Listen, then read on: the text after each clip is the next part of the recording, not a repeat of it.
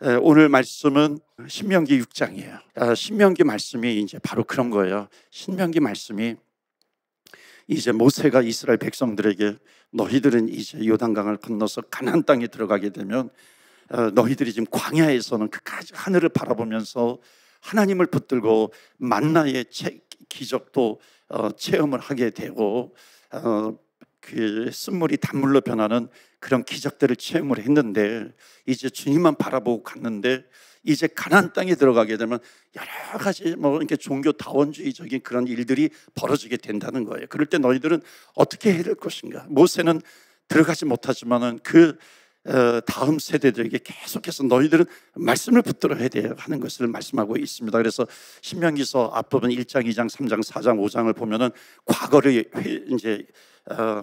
이제 이스라엘의 역사를 돌아보는 시간이 된 거고요. 이제 6장부터는 이제 너희들이 가나안 땅에서 들어갈 때 무엇이 중요한가라고 하는 것을 말씀하고 있습니다. 이 세상은 어찌 보면 우리가 가나안 땅에 들어가서 벌어지는 그런 일들보다도 훨씬 더 엄청난 그런 타락한 일들이 막 벌어지게 되거든요. 그러니까 이럴 때 우리가 어떻게 이 땅에서 하나님을 바라보고 말씀을 붙들고 살아가야 되는가라고 하는 그런 중요한 내용들이 나오고 있습니다. 저 4절 말씀 보실까요? 이스라엘아 들으라. 하시니 이스라엘아 들으라 그럽니다. 우리 하나님 여호와는 유일한 여호와이시니. 그래서 이 6장 4절부터 9절까지가 이스라엘 백성들에게 어찌 보면 가장 중요한 구절입니다. 그 들으라, 이게 이제 여러분 많이 들어보셨을 거예요. 쉐마 그래가지고 우리 기독교에서 쉐마 교육 단체도 있고 막 그렇게 하거든요. 쉐마는 들으라 하는 겁니다. 하나님의 말씀을 들으라. 하나님의 말씀을 받아서 자녀들에게 가르치라고 하는 기독교 교육의 근간이 되는 말씀이 바로 신명기 6장 4절부터의 말씀이기도 합니다. 그래서 쉐마는 듣는다라고 하는 단어의 이제 명령형이 됩니다. 그래서 4절에 이스라엘아 들으라, 우리 하나님 여호와는 오직 유일한 여호와시니. 그리고 이제 두 가지를 말씀하고 있어요. 두 가지가 뭐냐면, 첫 번째는 5절이에요. 5절 말씀인데 다 같이 읽겠어요. 5절 시작. 너는 마음을 다하고 뜻을 다하고 힘을 다하여 내 하나님 여호와를 사랑하라. 아멘. 그 두 번째 주시는 말씀이 이제 6절부터 9절까지 있습니다. 이 말씀을 자녀들에게 부지런히 가르치라라고 하는 겁니다. 6절 7절 다 같이 읽어요. 시작.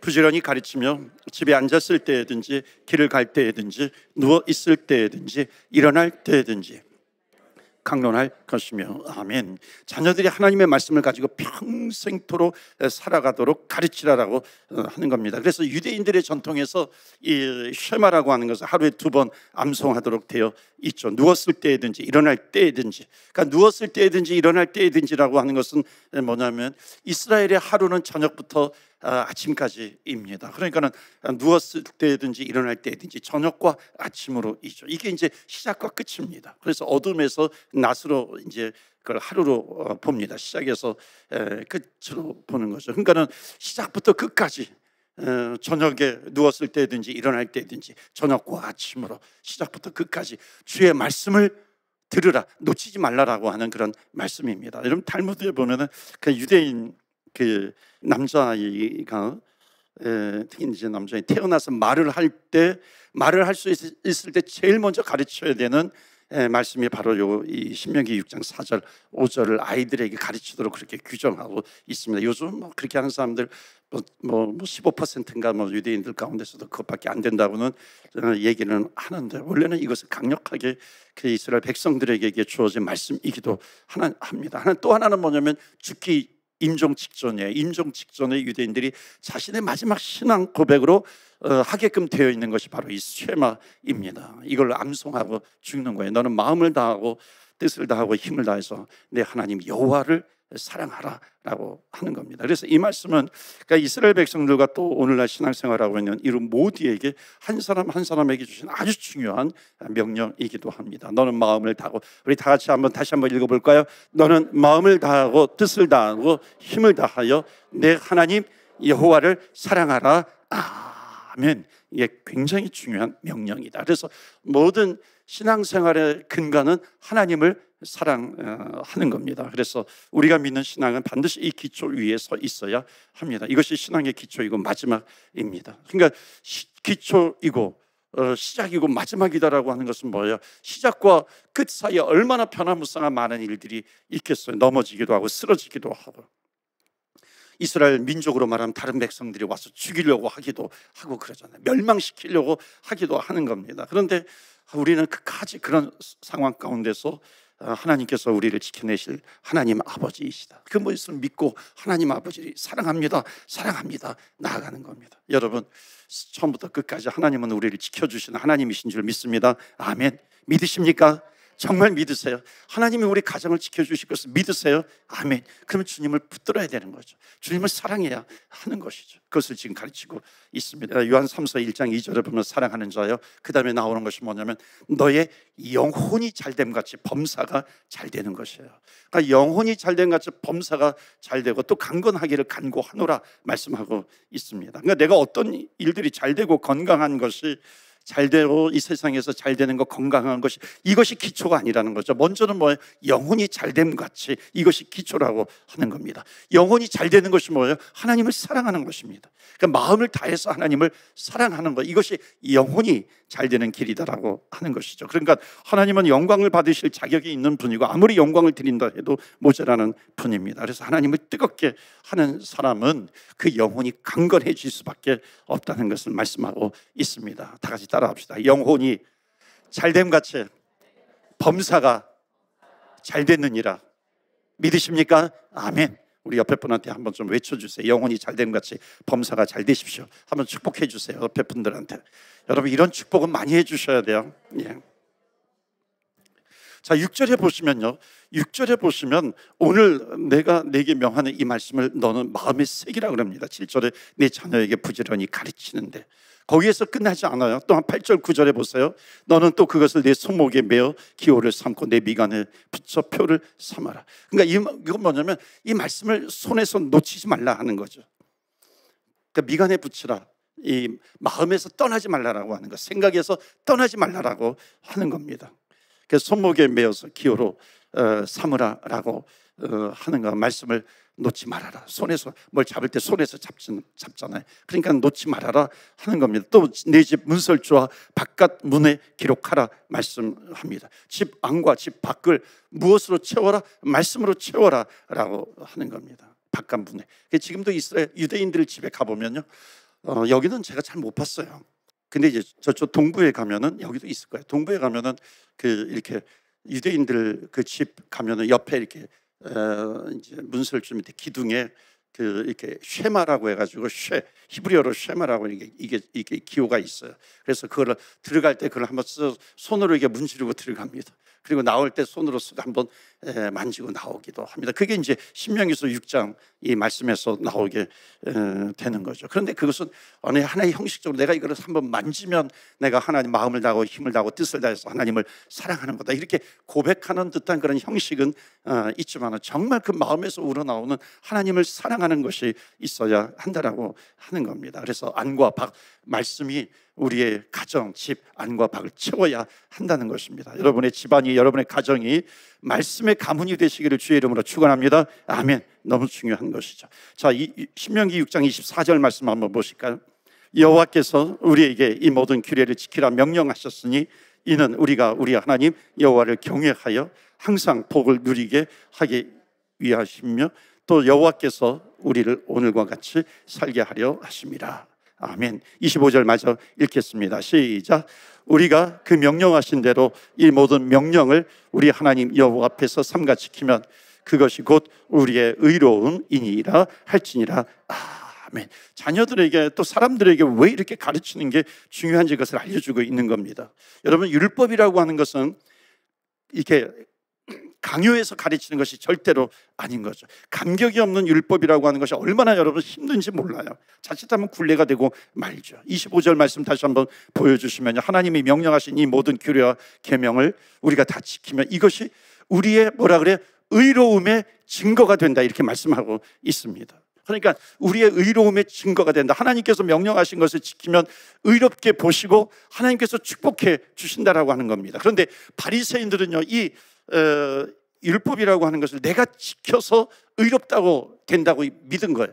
그러니까 하나님께서 그것을 의롭게 여겨주시는 것인데, 그걸 축복해 주시는 것인데, 내가 율법을 지킴으로 말미암아 의롭다함을 받으려고 했다는 겁니다. 그래서 안식일에는 몇 보 이상 걸으면 안 되고, 스위치를 올리면 안 되고, 아주 상세한 규례를 만들었죠. 그러니까 모든 것을 다 만들어서 지키려고 한 겁니다. 이게 가장 위험한 거죠. 왜냐하면 이들은 율법을 지킴으로써 우리가 하나님 앞에 의롭다함을 받으려고 한 겁니다.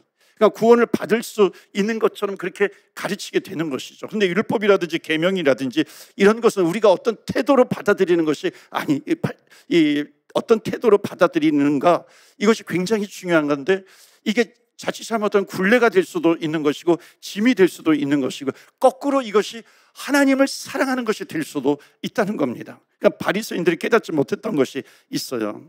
여러분, 지금 모세 오경에 나오는 이런 토라라는 계명, 구원 받으라고 주신 것이 아니라 구원받은 하나님의 자녀들이 자녀답게 살 수 있는 길이 무엇인가, 그러니까 자녀답게 살라고 해서 주신 것이 바로 이 계명이죠. 그러니까 구원의 조건이 아니라, 율법은 구원의 조건이 아니라 구원받은 사람들의 의무이죠. 구원받은 사람들의 책임이라고 하는 겁니다. 그래서 여러분, 우리의 의로는 하나님 앞에 이 계명을 지킬 수 있는 사람이 아무도 없습니다. 바리새인들이 오해했던 것이 바로 이거죠. 율법은 내가 너를 복되게 하려고 주신 것인데, 이 사람들이 이것을 거꾸로 구원을 받아야 될 계명으로 뒤바꿔 버린 것입니다. 그래서 주님께서 마태복음 5장에 이렇게 말씀하고 있죠. 내가 율법이나 선지자를 폐하러 온 줄로 생각하지 말라. 폐하러 온 것이 아니요 완전하게 하려 하십니다. 주님이 뭐라고 하시나요? 내가 율법을 없애려고 하는 것이 아니라 완성하러 왔다고 하시는 겁니다. 그러니까 이것은 무슨 얘기냐면, 예수님께서 율법을 완전하게 지키신 분이다, 이런 뜻입니다. 그러니까 신명기서를 읽을 때 우리가 이해하지 못하면 신명기를 받아들이지 못합니다, 제대로. 이 말씀은 뭐냐면 예수님은 완전하시다라고 하는 겁니다. 그러니까 우리가 하나님 사랑하고 이웃 사랑하는 계명을 지켜서 구원 받으려고 하는 것, 이것은 100% 실패하게 된다라고 하는 것을 인정해야 하는 것이죠. 그러니까 우리는 율법을 지키는 일에 이미 우리는 실패한 사람들입니다. 그리고 우리를 대신해서 이 율법의 완성을 이루신 분이 누구예요? 십자가에 달려 돌아가신 우리의 죄를 지시고 죽으신 예수 그리스도, 오직 예수님 한 분밖에 없다는 겁니다. 믿으십니까? 아멘. 그렇기 때문에 우리의 소망은 내가 아니잖아요. 우리의 소망이 만약 내가 우리의 소망이 된다면, 내가 율법을 지켜서 내가 구원받을 수 있는데, 절대 성경은 내가 소망이 아니라고 말해요. 인간이 소망이 아니에요. 세상이 소망이 아닙니다. 나를 위해서 십자가에 달려 죽으신 예수 그리스도께서 우리의 소망이 되시는 것입니다.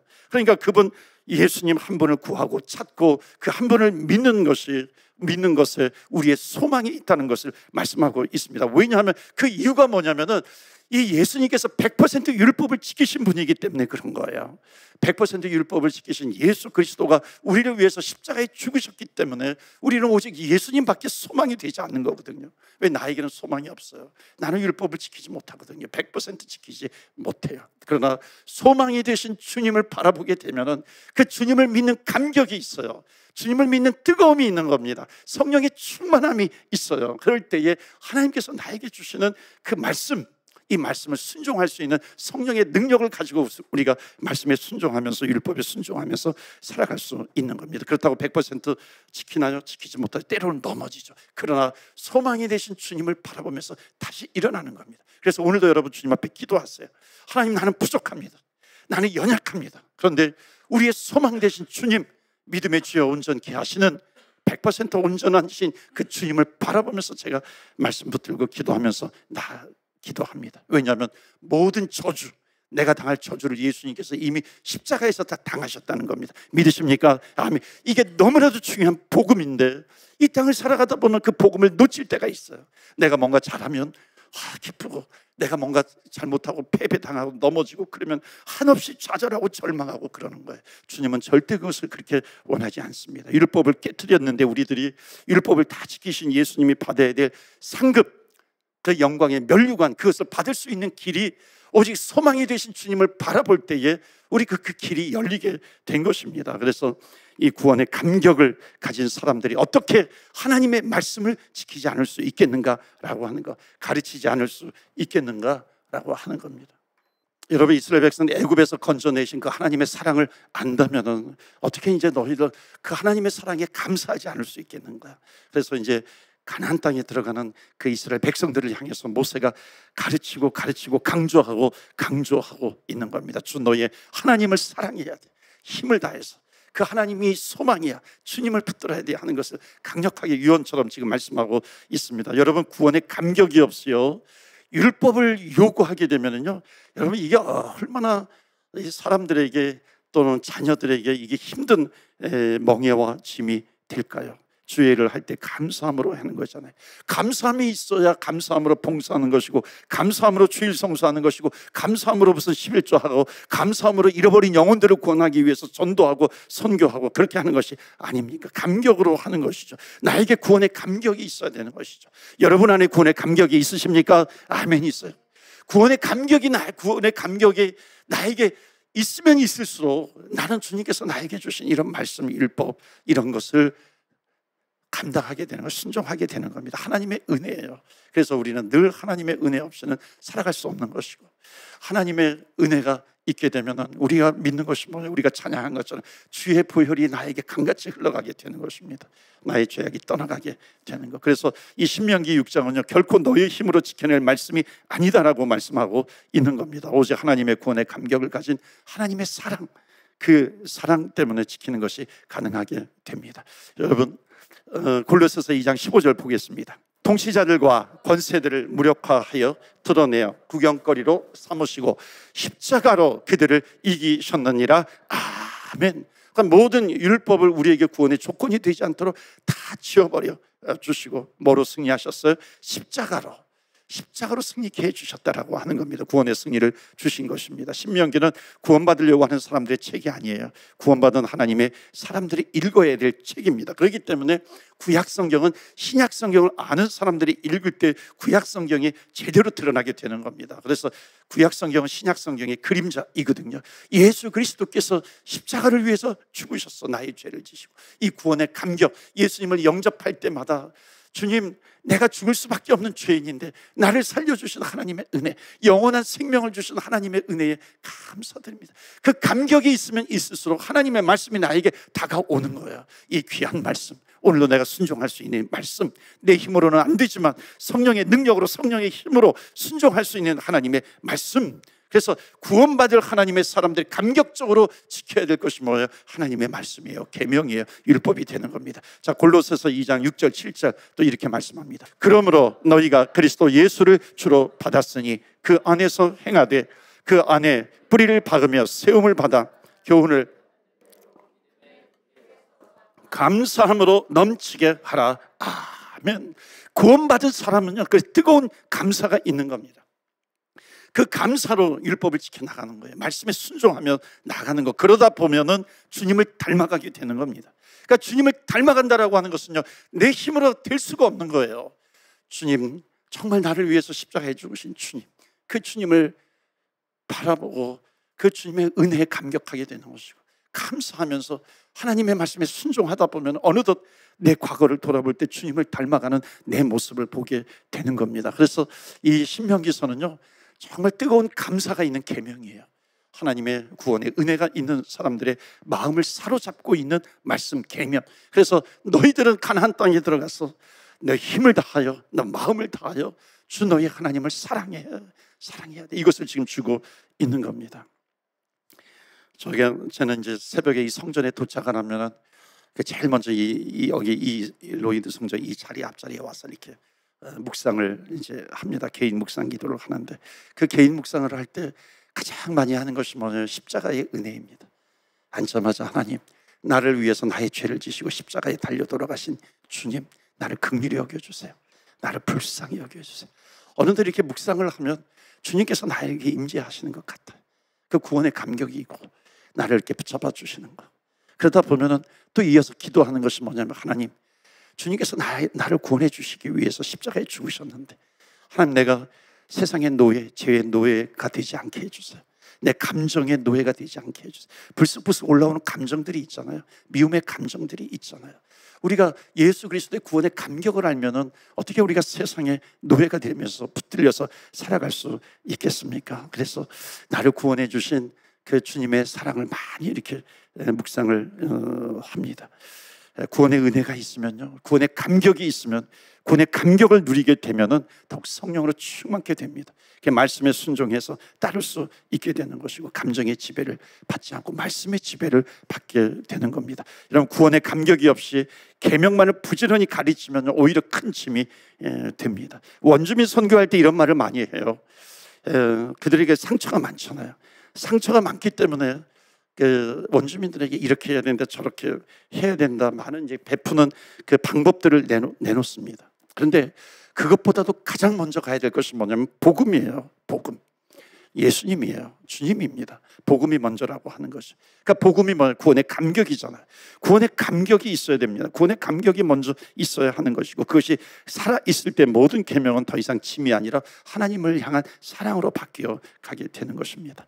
율법을 지켜서 인정받으려고 하는 것이 아니라 구원의 감격을 가지고서 살아갈 때 말씀을 지키고 싶은 그런 마음이 생기게 되는 겁니다. 이런 주님의 은혜, 구원의 감격이 있는 저와 여러분 되시기를 주의 이름으로 축원합니다. 아멘. 오늘도 우리가 찬양하고 기도할 때 하나님 구원의 감격을 주세요. 너무나도 귀한 기도의 제목이고 우리가 먼저 해야 될 겁니다. 하나님 구원의 기쁨을 주세요.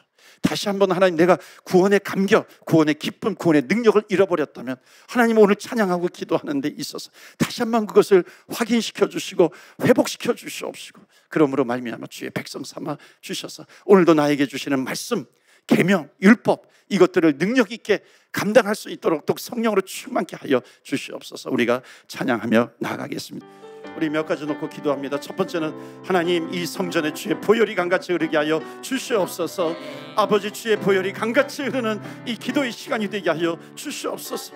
주의 보혈이 흐르게 되면은 죄가 떠나가게 되는 겁니다. 회개하게 되는 겁니다. 성경으로 충만케 되는 겁니다. 주의 보혈이 강같이 흐르게 하여 주옵소서. 두 번째는 그러므로 말미암아 구원의 감격을 하나님 주시옵소서. 구원의 기쁨을 주시옵소서.